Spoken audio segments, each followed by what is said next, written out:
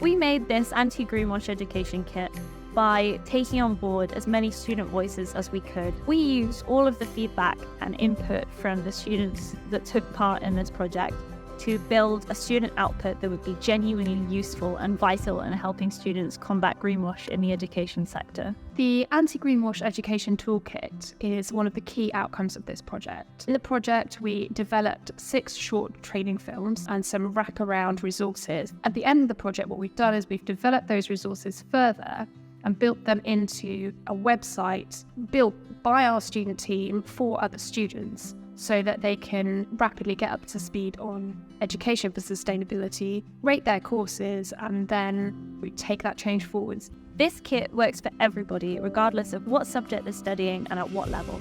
We have tried to make it so that everybody, regardless of your understanding of sustainability, is able to learn and empower themselves to make a difference.